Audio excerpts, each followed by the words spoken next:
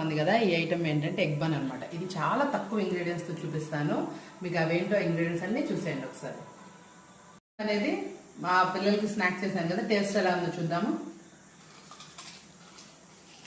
చాలా క్రిస్పీగాను చాలా అంటే చాలా బాగుందండి.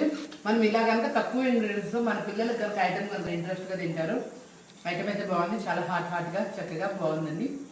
ఇదంతా మీరు లింక్ కింద ఉంది, చక్కగా చూసేసుకోండి. చూసేద్దామా, వచ్చేసేయండి. కావాల్సిన ఫస్ట్ ఆఫ్ ఆల్ అన్న కట్ చేసుకుని అందులో మసాలా యాడ్ చేసుకోవాలి. బ్రెడ్ని రౌండ్ స్లైసెస్గా చేసుకున్నాం. ఇలా మిగిలిన బ్రెడ్తో ఇలా బ్రెడ్ క్రమ్స్ చేసాం. మైదాతో మనం బ్యాటర్ తయారు చేసాం స్ట్రక్చర్ కోసం. రైస్ ఇలా పెట్టేసేసి ఇందులో మనకు ఆనియన్ పెట్టేసి క్లోజ్ ఇంకో ఎగ్ తోటి మనం ఇలా క్లోజ్ చేసేసుకోవాలండి. ఈ బ్యాటర్ అనేది క్లోజ్ అవడానికి ఇక్కడ మనం డో అనేది యూజ్ చేస్తున్నాం.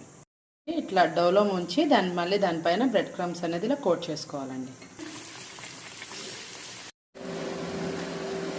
అయితే చూపించేస్తాను, ఏమనుకోకండి, బాగా ట్రై చేస్తాను.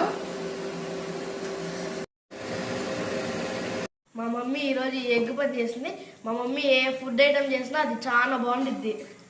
మీరు కూడా ఒకసారి ట్రై చేసేయండి.